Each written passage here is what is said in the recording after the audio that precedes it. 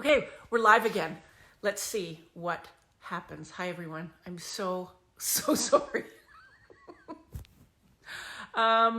Okay, Suanne, where are you? I'm live. I'm trying again. Here we go. Okay. Go live with Suanne. Ad. Suanne? Waiting for Suanne Braun. Waiting. Oh my God, this might actually work, you guys. Waiting for Suanne Braun. Waiting. Oh my goodness gracious. Yay!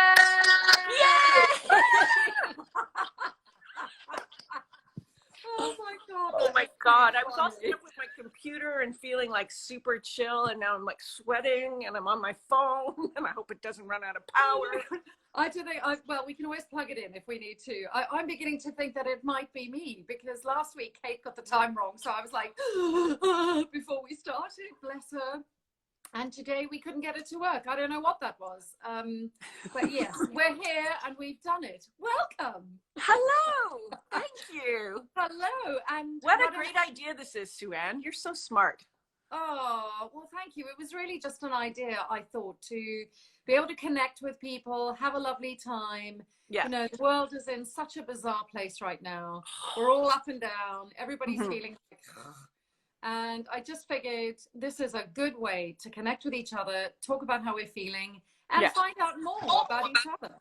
Ooh. Whoops. I'm on my phone, so it might get a little tipsy. That's all right. I like it. Yes, your hand might get tired though, because it's going to be quite long. Okay. So, well, as I said, it's an absolute treat to have the Grand Empress of Stargate. That's a lot of pressure. Who is not only an accomplished actress, but a director, a producer, a mother, a wife, a philanthropist, and in your own words, a goofball. Yes, most important one. Exactly. And I'm going to add to that and say, not only are you all those wonderful things, but you are also an outstanding convention companion and fellow wine drinker. Yes. I do miss those days.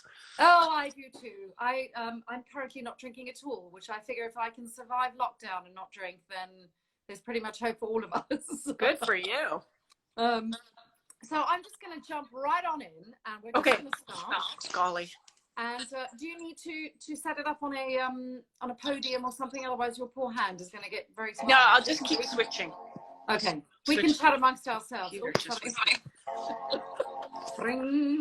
That's your drum roll, you see. You know what happened? My computer froze, and now it keeps going on and off. Oh dear. Uh-oh. It's the ghouls. Or the ghouls. The ghouls. So we're going to just start right away with a show that probably you are the most famous for, Stargate. And yeah, that little show, little show that could. You played Samantha Carter, Captain Samantha Carter, later Colonel, for 11 years. Is that right? 11 or 12 wow. years. Yes, it is. It is. Well, I mean, no, that is incredible. Yeah. And the show is now so firmly ensconced in everybody's hearts, and of course with repeats all over the world. People are watching it again and again and again and again. But I was just wondering if you could tell us a little bit about the audition process and how it came to you, how the job actually came to you. Oh yeah, I got the call like thousands of others to through my agent to audition. I auditioned in Toronto.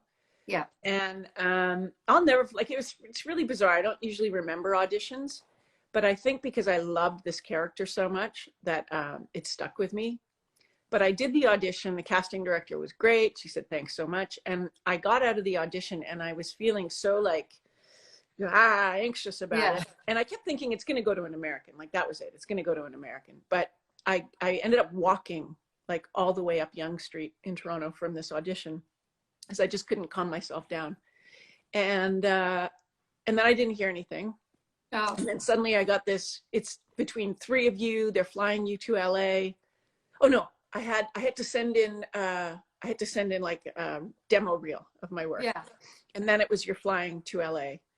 And then there was 3 of us. And then it was the audition, which I think a lot of people have heard the story, but they had all the Sam Carters, all the Daniel Jacksons, all the Teal'cs, and all the General Hammonds waiting together.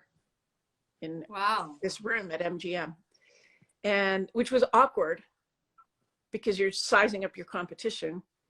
But we all went in once, and then they sent some people home.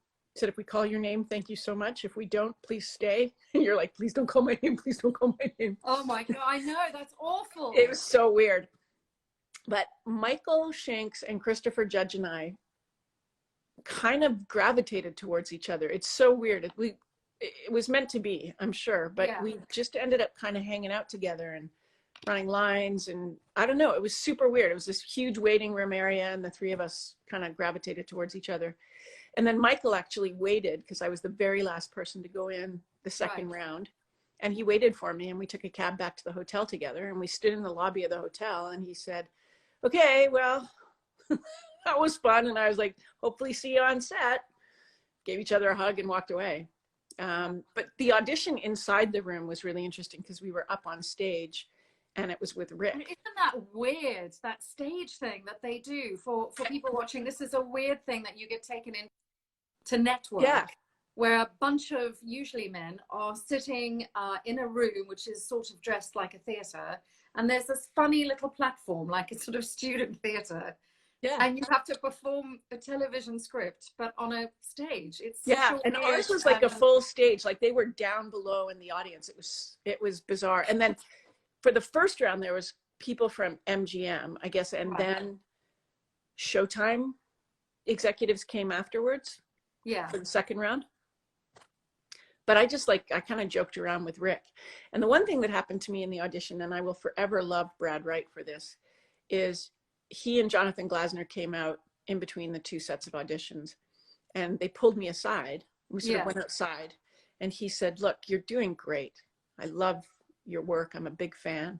It's like, and he said, what you do, the way you're joking around with Rick in between the actual scenes is fantastic. Throw some of that into the scene. And he said, I really want you to get this part.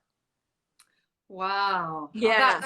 What a great I know. He was so done. Yeah, he was so awesome. And and it just gave me this sort of renewed, okay, all right, I'm on the right track. This is good. I'm doing the right thing. Which sort of segues really nicely into my next question, which is that you had 3 male co-stars, a very heavily male dominated set in the early days. Obviously there was Terrell there, and eventually me for a week or so. But it was largely men. So how was that working, sort of being the only gal? Obviously, I know that there were girls in makeup and that, but largely the only woman. I felt a lot of pressure. I grew up with 3 brothers, so I'm sort of used to that dynamic, and I was working with 2 guys. So I could sort of hold my own, but it was a real boys club. Stargate was known as being a real boys club kind of show. And so I was always so happy when female guest stars came on. Hey, a girl, you're a girl. But I don't know, it's also kind of a privileged position too, because the guys were very protective of me as well as teasing the hell out of me, but they were also really protective, which was lovely. Yeah. By the way, for everybody watching, if the comments are coming up over our faces, probably mine, you can just swipe down like that once, and then it'll just give you the bottom ones, and you can actually see. I discovered this in my research. I'm learning a lot about Instagram. So one of the amazing things about Sam Carter was that she's such a strong woman. And I think this is a real testament to you, that she was never shrill. She was never harsh. You made her a fully formed, real woman that I think people instantly gravitated and connected with. And I wondered how much of that was on the page beforehand. Or is it all you? It's all me. It's all you. I mean, they wrote a beautifully well-rounded character. But I mean, I did have that line in the pilot, just because my reproductive organs are on the inside. Which I still gritted your teeth and said. So I think it was important to me that she not be a bitch. We had seen so many strong women on television, but they always ended up becoming bitches. Yeah. you know, and I didn't want that to happen to her. And I talked to the writers. I mean, you know, again, Brad Wright, I credit him with everything. Yeah. He listens, you know, and I just said, don't try to write a woman, write as if you're just writing a human Exactly. or a guy, Exactly. and I'll just bring an inherent femininity to it. Yeah. But they wrote it beautifully. I mean, they really did. And Oh. I was just very aware that I didn't want to become the bitch. Yeah. And I don't think you ever did. You just, you know, she was vulnerable, strong, Yeah. lovable. I mean, all those things. So when was the first time that you kind of went, we might have a hit on our hands? When would you remember that feeling of like, You know, honestly, not that I knew that it was a hit. I knew it was a big show when I first saw the Stargate. And Michael Shanks and I walked around the corner and discovered it. And it was like, oh my God, this is huge. Whoa. Yes. And then we sort of realized how big the production value was. Yes. That was a big, you know, sort of revelation. Yeah, I remember too. When I went up for my week and had my costume fitting and all that, and same thing. And then they said, well, we're just going to take you out through the set. And there it was. And I was like, oh my God. Yeah, so it's cool. really like So quite, isn't it? Like it's quite awe-inspiring. And then, I mean, we knew after the pilot that the show was going to go for 2 seasons. Yeah. And I think that alone sort of gave us a good indication that, you know, we were in good hands. But I don't think I knew what a big hit it was until I went to my first convention. Yes. How was that experience? It was crazy. It was in England. It was a Wolf event. And we walked out on stage and there were so many people and they all started cheering. And I was like, I was looking around for the Beatles. I was like, are the Beatles just come on stage? What's happening? So it was pretty crazy. And that was like, and then just to start to hear the stories from people and, you know, what the show has meant to them. And so, yeah, then it was, oh, this is a big deal. Yeah, I think that's one of the most extraordinary things about Stargate is that people who are watching it in 1997 are now having children. And so it has this enormously wide and varied fan base. And so loyal and supportive. I recently was recognized on an airplane by a little boy, and I sort of, he kept looking at me and then talking to his mum, and I was like, wow, I got stuff in my teeth, what's happening? You know? And on an airplane, it was a pre-COVID world when we weren't social distancing at all. You know? Right. And suddenly the mother came up and said, excuse me, are you Hathor from Stargate? And my jaw nearly hit the floor because I was like, and I said, yes. And she went, my son recognized you and we love the show. And because I was like, but he's 11 or 10, what? And of course, that was it. They were having kids and introducing it. So a whole new generation is seeing it now. And I think that it never took itself seriously, Stargate, or too seriously. I mean, it had obviously lots of factual things in it. Yeah, but it also had a real sense of humor. And I think that was in large part because of Rick. Because he refused to play the jarhead, as he called it. He just didn't want to be that military. So you could see it grow through the course of the seasons as Rick became more and more Rick. But yeah, I think that that's part of what made it kind of accessible too, is that we were fallible and we were a bit goofy at times. And I think that sense of fun, you know, it wasn't this really rigid sci-fi. It had a lot of science in it, which was wonderful. But it also, it had a good sense of humor. Yeah, and I think that's probably one of the things that's made it endure so long, you know, for as long as it has. So you're one of the sorry, you were going to say something. Go ahead. I was going to say you're one of the few people who got to be in all 3 series in SG1, Atlantis, and Universe. And I'm not going to ask you which was your favorite because that's a bit like choosing your favorite children. But I wondered if you could share with us a sort of special moment from each of the series from the franchise. Oh my gosh, there's so many. I would go back to the pilot on Stargate and just our first day of filming, which we had to reshoot because it poured rain and it was so cold on the mountain that the rain became hail and it was pinging off our helmets. And it was the big escape scene from the prison. So we had all these background people running in the cold. It was just so nutty. Yeah. But it was one of those moments where I sort of looked at Michael and Chris and went, oh my God, this is huge. You know, like another one when Michael and I were running through the woods with our guns out, and we looked at each other and we just burst out laughing because we felt like little kids. Yeah. So yeah, but I mean, there's so many from Stargate. There's so many lovely moments. From Atlantis, it was shooting the episode Trio with Jewel State and David Hewlett. Yeah. And it was just the three of us in this episode, and like just getting into the makeup trailer in the morning and laughing instantly. Oh. It was just such a special episode to shoot because they're both such wonderful people. Yeah. And they're both so funny. Jewel is like one of the funniest women I've ever met. And we just had such a great time. It was just such a joy to come to work every day. Yeah, I think that's a theme in your work, joy, and in you. Yeah, it is. It is. It's hugely important to me. And universe? Universe was when I became the commander of a ship, and they called it the General Hammond. Oh, and it was going into the costume, into the wardrobe truck and into the wardrobe room and trying it on and seeing the patch that said General Helen. I burst into tears and I was like, this is so great. Yeah. But yeah, that was like, I'll never forget, it was just one of those, you put it on and went, oh, wow. Yeah. Oh. Yeah. Oh, lovely Dawn. Yeah. Definitely smoking a cigar and having a scotch, I'm sure. So, and was it, when you moved to Atlantis, was that quite weird, having played, I mean, it was the same character, but it must have been such a big shift in energy and new characters. So how did you handle that challenge? I felt awkward at first. I felt like I didn't quite belong there. I mean, everyone was very welcoming and wonderful, but I felt like kind of an interloper on their show. And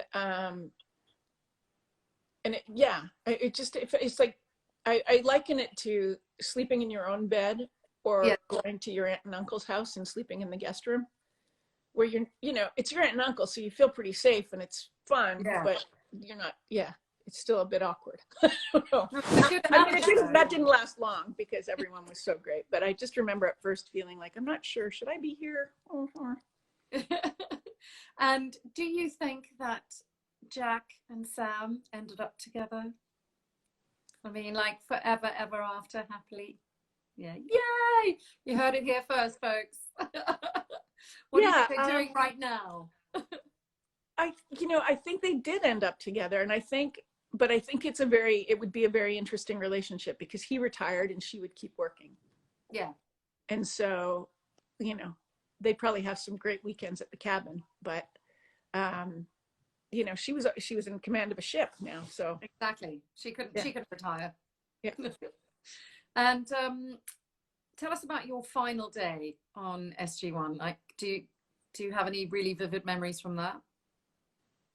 Yeah. It was so surreal to go in that day, and I think we were all really nervous about it and like sort of anticipating that it was going to be a day full of tears. And we ended up shooting really late, like to 3 a.m. or something. But what Rob Cooper directed the episode, and what he did, which was really smart, was he made the very last scene we shot, and the very last thing you ever see is us going through the gate. And he made that the very last, I want to cry now. I mean, you can see pictures from it. Christopher couldn't stop crying. I couldn't stop crying. Michael couldn't stop crying. Claudia and Ben were both kind of like, oh my God, like, understanding the magnitude of it. Yeah. But it was, and then when we were about to shoot it, all these people who had worked on the show over the course of the last decade came to the studio at like 3 a.m. and hung out and waited. And so when Rob Cooper yelled cut, there was like the whole decade-long Stargate family in the gate room, just bawling and clapping and hugging. And then Michael, Christopher, and I snuck up into the briefing room, looked down on the gate, and sort of looked at each other and went, well, that happened. Yeah. And it was pretty weird. It was weird to drive away. A fitting end, though, I think. Yeah. Yeah. And as recently as January, it is rumored on Twitter, so it has to be true. You know, I mean, Oh yeah, Twitter, rumors on Twitter are always true. that Brad is in talks with MGM again. And I wondered what you would like to see for the franchise moving forward, and if you would like to be a part of it, in either in front or behind the camera. I would love to be a part of it, actually, in both capacities. Yeah. I'd love to be able to direct some, but I'd love for Sam Carter to make some appearance somewhere. I think it would be, you know, I think it would be great. It's really funny because at first when I heard like, oh, they might resurrect it, I was like, oh, come on, it's done. It's done. Yeah. But then I was like, wait a second. And it would be a new incarnation of it. You know, it would be the fourth in the franchise. Yeah. But what a great place to revisit. Like, Absolutely. Why wouldn't I? You know, I think we and need to work with Brad again. Was that? I said, I think we need a showdown. Oh, yes. Yes. And so now we're going to move swiftly along to another incredibly strong, powerful woman that you played in Sanctuary, but completely different to Sam. Yeah. So tell us a little bit about Dr. Helen Magnus, for those who don't know, for those who've been living under a rock and don't know. Yeah, where you been? Exactly. Oh my gosh, I loved her. She was such an enigma to me. I loved her strength, and I loved being the two different versions of her, the younger Helen when we went into flashbacks, and then the present day. I loved her complexity. Damian Kindler wrote this as a spec script and then showed it to Martin Wood and I, and we all kind of went, "Ooh, this is good. This could be really interesting." Yeah. And what I loved about it was Helen. I mean, I was like, "Oh my God, I would kill to play this part." And it seemed like the right, you know, Sam Carter was so perfect for me at that time of my life. Yeah. And Helen was perfect for me, you know, 11 years later.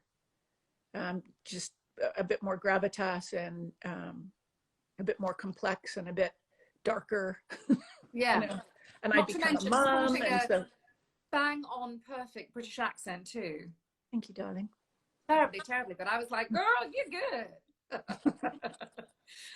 So you sort of answered my question, which was what drew you to the project, but it was her strength, and then oh yeah, an opportunity to do something like that.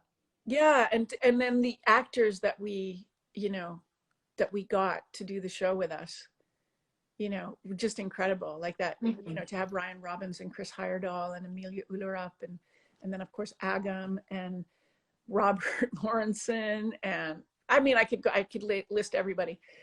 Jonathan Young, who's amazing. Like, if you ever get the chance to see Jonathan Young on stage, run. I will walk. He's phenomenal. He's phenomenal. Yeah. And it was really groundbreaking as well, wasn't it? Because it started as a web series and then it got picked up. But you did the first season almost entirely with green screen and also red cameras. So tell us a little bit about that for people who aren't quite familiar with what that is and what that involves. Right. So the red camera had just come out, and it was a really kind of new digital platform. And we were the first TV show to shoot with it, which came with a whole host of problems because they didn't really have a support network or center. So our DP, Dave Geddes, was on like forums online, going onto forums saying, "Hey, we're having this problem with the red camera. Has anyone dealt with this before?" A bit like our broadcast this evening. Right? Exactly. And so he had to deal with that. But then the green screen aspect was just really kind of thrilling to be able to create anything. And then what we realized was like the standing set of Helen's office was so beautiful. And we had an amazing art director and construction team. And so it was like, you know, we ended up doing less green screen in subsequent seasons than what we started with because, you know. And also, I think what's amazing about a green screen actually is that it gives you as an actor a chance to really, really be imaginative and imagine stuff, you know, like the play that we used to do as children. Yeah. Because you don't have anything. It is a tennis ball on a stick, you know, and right. And now you're terrified. Yeah. and all, like we did one where there was holograms all around us. This holographic city came up, and there's a little like didgeridoo that went past, and all these things. It was like, it's not a didgeridoo. That's not the right word. Anyway, and just like, you know, our VisFX producer saying, okay, now you flip these, do this, and it'll spin the little fan, and then that'll go floating off this way. And it was just like, to see the finished product from what we were standing in, which was 100% green screen with a couple of tables, was like amazing. Yeah, mind-blowing, I bet. Yeah, yeah. And it was also kind of groundbreaking for you, because it was a job that you were executive producer on, you directed at some episodes, and you were the star. Yeah. Now, I mean, that kind of blows my mind, because I know you all three shared responsibility for the show. Yeah. But like, talk us through that. That must, I mean, did you enjoy it? Like, what was a typical day for you? Typical day is like up at 5 a.m. If I'm shooting, then it's get to work, go through hair and makeup, do the rehearsal, run up to the office, check emails, see if I needed to talk to, you know, I was sort of the network liaison. Right. Check in with Martin and Damien. In breaks, I would go to editing.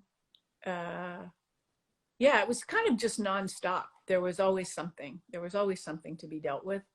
And we all, each took a turn, you know, with the final edit of episodes. So yeah, it was like, I've never been busier. I was super happy, but I had a little girl at home. And so it was just like, really, it was an intense time. Yeah. Those 4 years of Sanctuary were so intense. But so you loved the challenge. You enjoyed and rose to that challenge, I think. Yeah, I did. I really loved it. And I loved the people I was working with. So, you know, Robin Dunn made me laugh so hard every day. Every day. Robin Dunn kind of made that so incredibly special for me, that show. Oh. Yeah. Do we think that we might see Sanctuary on our screens again at some point? I don't know in what incarnation it would be. I know that the intellectual property has been, or somebody has bought the right to create new content and to sell existing episodes. Right. Okay. So I don't know. I don't know what's going to happen with it. Okay. Well, we'll keep watching that space. Yeah. And you've of late been very, very, very busy as a director as well.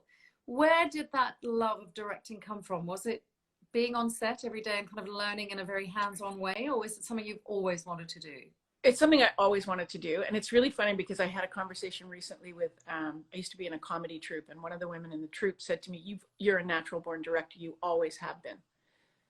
You know, I was sort of the director of the troupe, and she was the writer, and like it was really interesting. And she said, you just were born to do this. It so works with your brain. But once I got onto Stargate, I knew that I wanted to direct, but I was so lucky. I had, like, you know, an entire television crew at my disposal who were willing to teach me everything. Yeah. So I was able to go to different departments and say, what exactly does a grip do? What is an electric? How do you make that special effect work? How do you do this? And they were all so patient with me and taught me so much, so that when I did finally get the chance to direct on Stargate, I had, you know, sort of a wealth of knowledge, and I'd sat behind the monitors for so long. And so it was a really great launching pad for me. Yeah.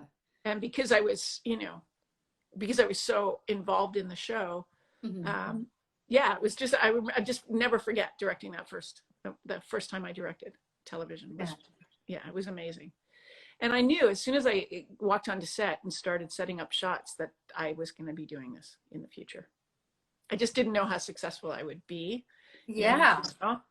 And when Sanctuary ended, I did a short stint on Supernatural, playing a recurring character for like 8 episodes. But it was at that time where I was like, oh my God, I've been on television for 15 years solid. Incredible. Who am I if I'm not that girl that's on that TV show? Like, time to reinvent. It was time. And so I threw my hat into the ring as a director and got hired on, oh my God, I totally blanked on the name, with the dinosaurs, and you had it in England too. And Primeval New World. Oh my gosh, thank you. I should know that. So Primeval New World, and I did 3 episodes of that, and then I got contacted by Simon Barry, who did the show Continuum, and by a man named Gary Harvey, who was doing a show called Arctic Air. And they both took a chance on me and gave me 1 episode each. And then the next season I got 2 episodes of each of them, and the word got out, and then it was just word of mouth, basically. And then of course, you know, and then I got hired on Supernatural, et cetera, and I kept going. And then Brad hired me on Travelers, and I became like, you know, me and Andy Makita and Will Waring became the 3 sort of stable directors on Travelers, and that was a phenomenal experience. But yeah, it's just sort of gone up from there. And lately I've been doing a lot of Warner Brothers. I know. I know. You've done everything from Stargate, Travelers, Continuum, Van Helsing, and then Blind Spot, Anne with an E, and very lately Batwoman. So how do you prepare for all those different genres? You watch it, a lot of the shows, you see how they're shot, you know, because I did The Flash just before I did Batwoman, and they're different shows. And prior to that, I did Sabrina, The Chilling Adventures of Sabrina, which is another completely different show. So it's just watching the shows and sort of figuring out the style of the show and the pace of the show. And then it's really just based on your script. And Anne with an E was like such a gift. I love that show so much. I love that show. Oh, it's so...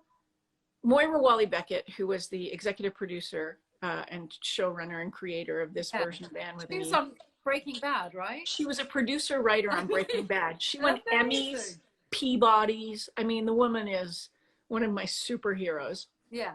So I remember I was in Toronto directing Dark Matter, and I got asked to interview with Miranda de Pontier and Moira Walley-Beckett. And I was like, oh my God, okay. So I went and had this great interview with them and sort of, you know, crossed my fingers. And then I got hired, and I got hired to do the season finale in season 1. And then I did 2 episodes in season 2 and 2 episodes in season 3. And yeah, it was phenomenal. It's a great show. Sorry, I'm Mike. sad it ended. Somebody's trying to send an email to me, and I'm like, don't do that now. Don't do that now. Do you know you're busy? Exactly. I'm in the middle of something.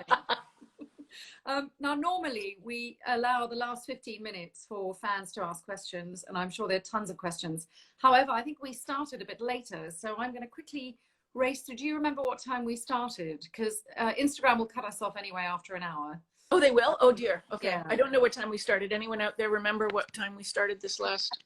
I think it was about 10 past. So, okay.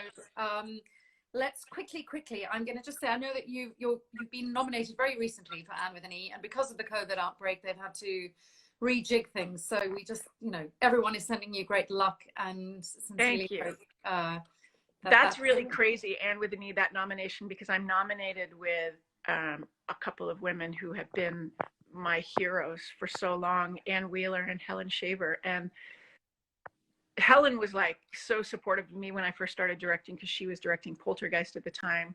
And Ann Wheeler is someone I've gone to when I've had, you know, issues or questions or when I need a boost. Ann Wheeler has been there for me. And so to be in the same category as those two was pretty amazing. Oh, well, keep us blown away. As I said earlier, you have a sort of innate joy that just comes out, and it really comes across. And you're also a bloody brilliant comedian.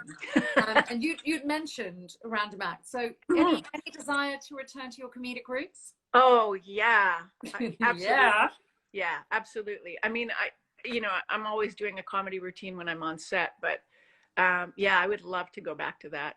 I would love to get back on stage too. I think it's time for me to do that. Yes. Okay. So producers, anybody watching this? Oh, gorgeous Amanda wants to get back on stage. Come on. What's next for you? What's on your bucket list and that you still want to do and achieve? There's a show that I've been working on for a long time with a writing partner in San Francisco that I would love to bring to fruition, a television series. Mm-hmm. I'd love to do a film. I think it's time for me to direct long format. Yes. So I would love to direct a feature. And I want to get back on stage. So brilliant. Well, let's make sure that those things happen. I love it. Let's make sure that those things happen. Now, just before we hand over to the fans, bear with me 1 second because I have to get this up. I was told that you are a big Coronation Street fan. Is that correct? You know what? I haven't watched it in a very long time, but I was a huge Coronation Street fan. And when I came to do, I think it was the first AT event, the girls, the Gabbett Four, not all girls, there's a boy. Yes. They got me onto the Coronation Street set. We got a tour of the amazing set, and I pulled a pint in the Rovers, and I freaked out. I touched the cobbles. I was like, oh God. Well, I have a little something for you. I'm going to have to try and do this in a better way. I hope you can see this and hear it. Let's get all the volume right up. And it's especially, bear with me, for you. So this is Daniel here. You probably know me better as Billy Mayhew from Coronation Street. I'm hoping that this lockdown will be over and done with as soon as possible so we can all get back to work and you can continue to watch your favourite show. I hope you're well and safe and look after yourself. Isn't that lovely? The legend. Especially for you. How did you do that? Honey, I'm a goddess, you know. I aim to please. Oh my God, thank you. Oh, it's a pleasure. I'll send it to you if you'd like. Okay. Now, last thing, and I just wanted to touch very, very briefly on Gabbett because your sort of charity work has been extraordinary. Sorry, I'm still a bit. she's verklempt, everyone. She's overcome. Your charity work is really quite inspirational, and a lot of that I think has come, hasn't it, from your undying, unwavering support from your many legion of fans. Sanctuary for Kids would not have existed if it weren't for the fandom. Like,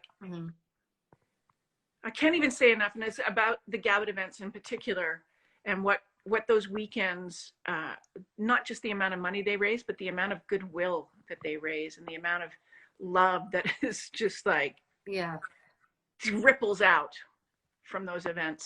But yeah, the fandom had been so incredibly supportive. So Sanctuary for Kids was sort of born from that. Yeah. Because we knew we could, harness the power of this incredibly generous fandom and do good with it. And so it's been phenomenal. And sadly, we shut our doors at the end of last year. But still, like, when we, this Gabbett event coming up, the money was still going to go to Nepal Orphans Home, and that'll happen again. Right.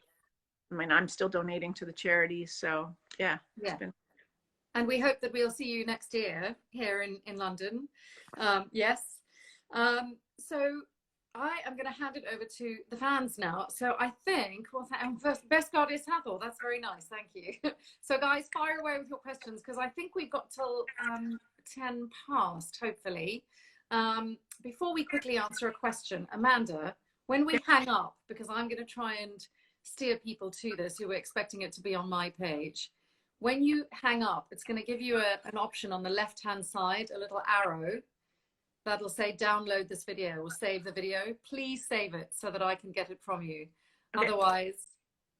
Otherwise I've not delivered. Right, okay, hang on, I'm going to just try and see. So bear with me. Did you direct, hi Amanda, did you direct an episode of the season 7 of The 100? I'm a super fan from Belark. Is I'm saying that right? So thank you for the amazing team in season 6. Yeah, I didn't direct in season 7 because I was booked. So, but I did direct in season 6, and I loved it. What a crazy show that is to work on. So much fun. And crazy how? Was that? Crazy how? It was just big in scope, big in extras, big in, it was just a big show, and it was a big episode. And I got to work with J.R. Bourne. I got to boss him around, which was super fun.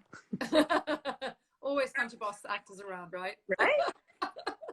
So a question here, what mementos, if any, have you taken from the shows that you have worked on, and what is your favorite?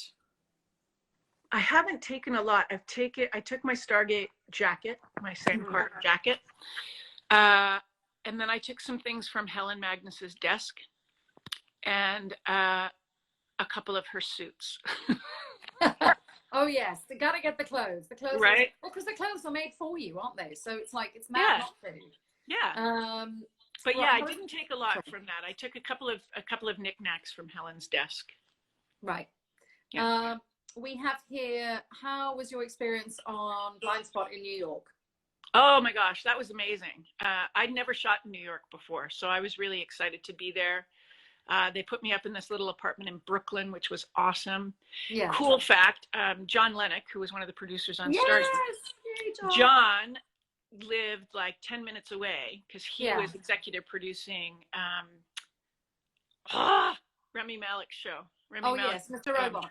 Mr. Robot, thank you. That's it, yeah. So I saw John and his family every weekend. Oh. I just walk through Fort Greene Park and there he was. But yeah, I had a great time. And what was so cool was I got a lot of toys. Like they didn't say no to anything. I was like, well, can I have an ultimate arm and a crane and a remote head on this camera? And can I have GoPros attached to the side of the truck? And can I? And they were like, yeah. Keep tapping. I was like, oh, okay. Thank you. I'm trying to keep up with these questions, but they're scrolling really fast on my end. So who's the first person you're going to hug when social distancing is over? Who's the first person I'm going to hug? Yeah. Really hard? My mom. Yeah. Me too. Not your mom. That would be weird. I'm not like a hugger. I'm a hugger. Yeah, me too. I always have been, awkwardly so sometimes. Yes. So yeah, and I really miss it. So I hug Olivia, like, poor kid. She's like every day. How does she feel about her mum being the grand empress of sci-fi? Has she watched all your episodes? Is she, or are you just mom? I'm mom, but she's really proud of me. Like she'll watch, and she sees that I, occasionally I'll get recognized, and she's really, she's really proud of it. But she watches the shows I direct and talks about the shots that I've come up with, and performances. Does she have any desire to go into the business, do you think? She, at the age of 10, said that she wanted to be a graphic novelist and has sort of stuck to that path. And now she wants to create an animated series. She doesn't want to be in front of the camera. But yeah, she's like, it's crazy. She's really good.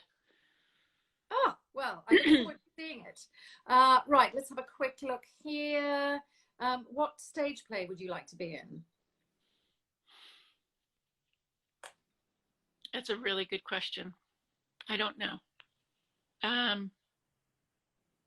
Yeah, I don't know. I'd have to think about that. I had a thought for a long time of certain shows I wanted to do, but now I'm older, so I have to rethink. I think you'd be amazing in Chekhov. Any yeah. Chekhov. Yeah. And I'd love to do Shakespeare again. I'd like to tread the boards and do some Shakespeare. Yeah, get the mouth around that. Somebody had a really good question here. Favorite episode of SG1. I don't know if you're willing to pick one. I mean, that's a lot in 11 years. Yeah, it's really hard. I mean, overall, I would say Heroes Part 1 and 2, just because of the story we told and the emotion of it and how it was shot. And it's just, I think that it's a great two-parter. It was really brought everyone out. So I would say that. I really enjoyed shooting Grace. Because I didn't have to put up with the boys. She's only kidding. I'm kidding. But Heroes overall, I would say. Oh, fantastic.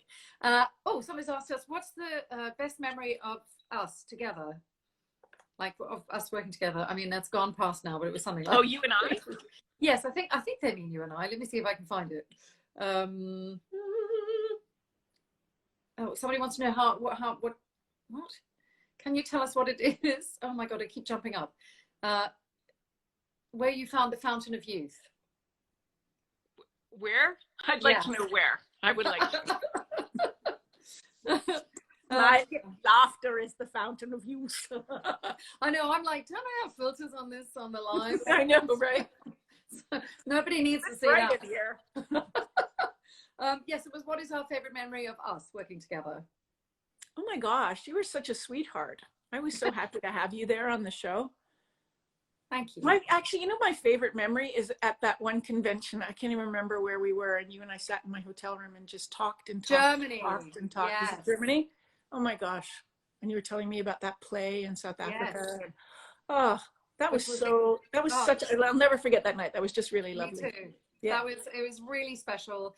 And I also remember very clearly being quite, you know, it's quite weird when you have to play somebody sexy and kind of like, and like it doesn't come naturally to me. I'm always a bit like, Oh, totally. I hear you. I'm the same. I was a bit like, oh, I don't know, and there's so many guys, and oh, I'm half naked a lot, and all that sort of thing. And then I met Very you. brave. You were so warm and welcoming. I mean, everyone was, but I just remember very clearly you were like, hi, I'm Amanda, and you came right up and you introduced yourself, and I was like, it's gonna be okay. It's all gonna be okay. We're gonna live. Yes, exactly.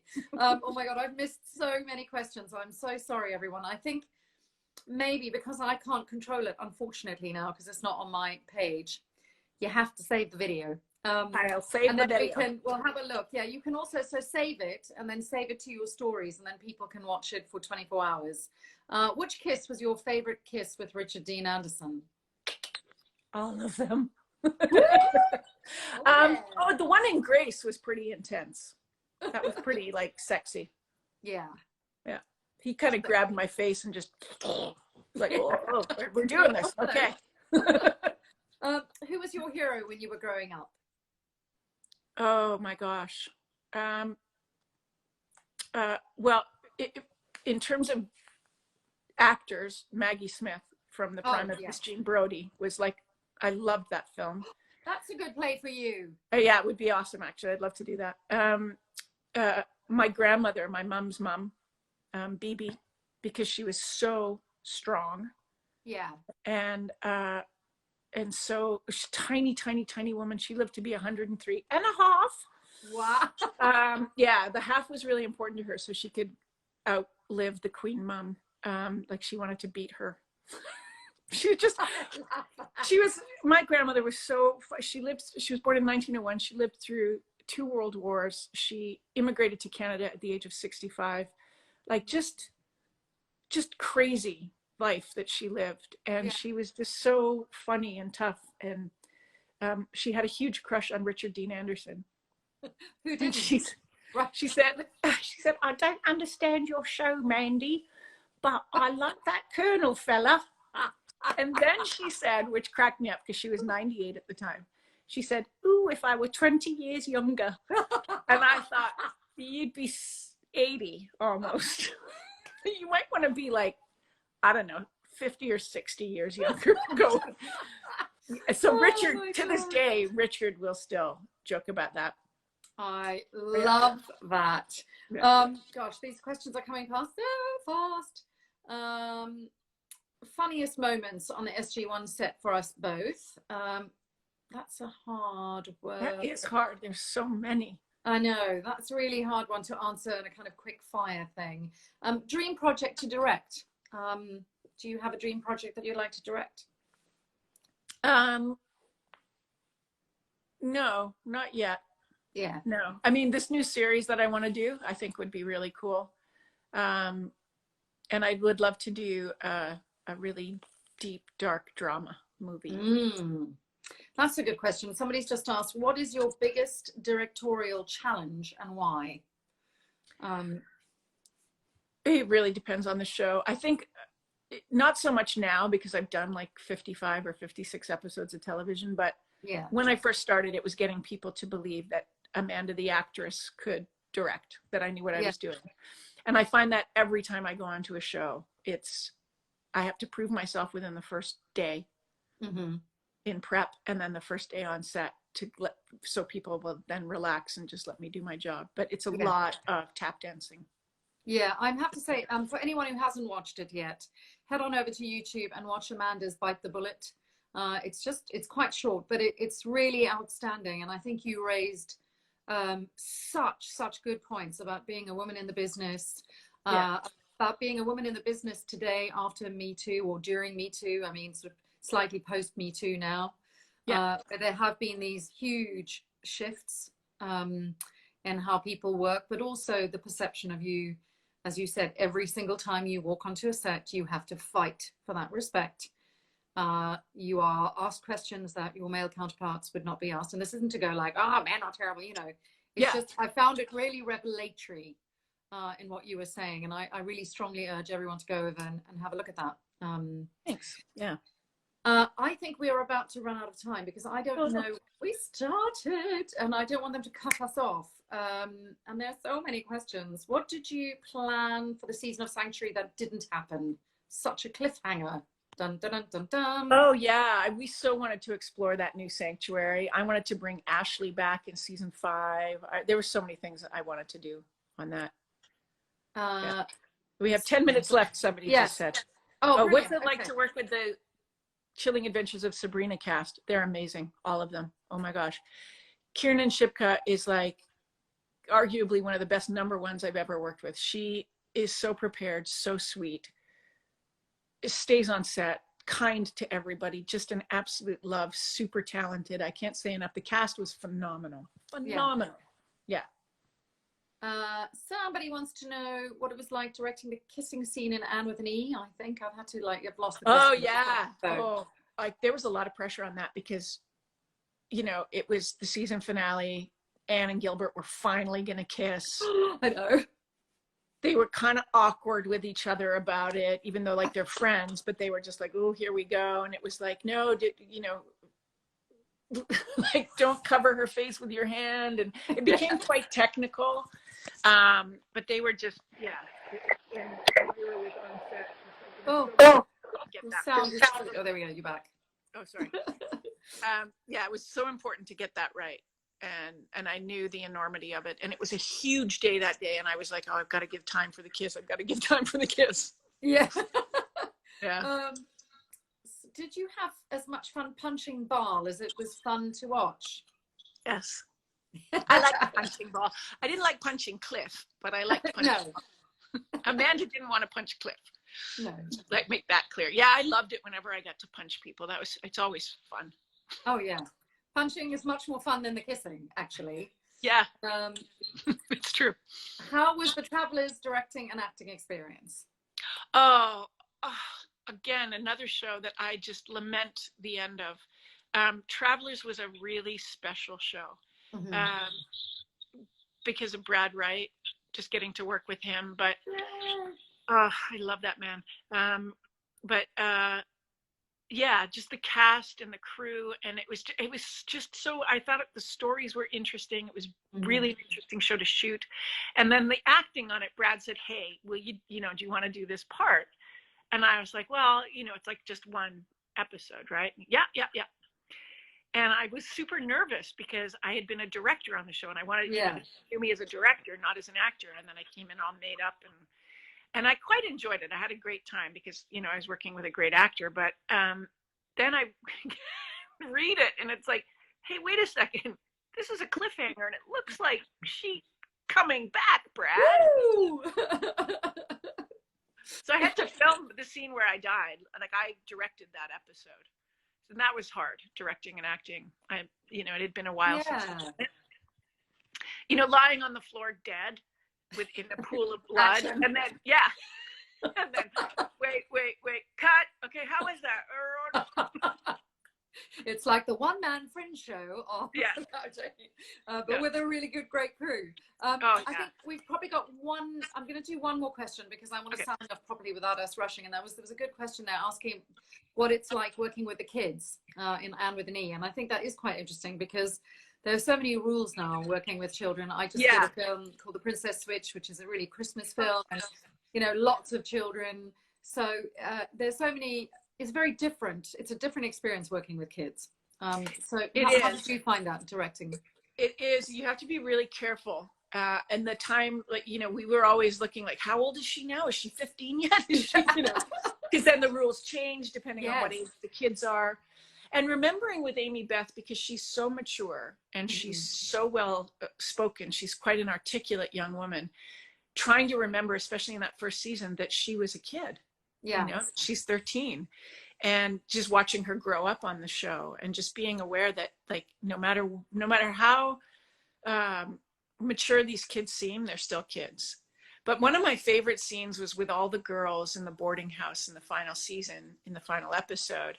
and just them giggling and laughing and being girls. And it was, yeah, but you just have to be more aware when you're working with kids about how you say things, about keeping a respectful set, keeping it a little quieter because they're going to bring so much energy in. And, yeah, but it's fun. On that note, a really huge thank you for taking time out of your day. Thank you. We made it work in the end. It was a little unconventional, but we will direct people to you, to your story. So save it, download arrow at the top left, and then also save it to your story after that. And then people can watch it for a further 24 hours, and I'll direct people over to that. Thank you everyone for joining us. Thanks for coming out. And Suanne, my love, I'll talk to you soon. Absolutely. Thank you so much. Mwah. Okay, Bye, thank guys. you, everybody. Thank you so much for joining us. Thanks, guys. Bye. Take care. Stay safe. Lots of love. Yes, stay safe, everyone. Bye. Bye.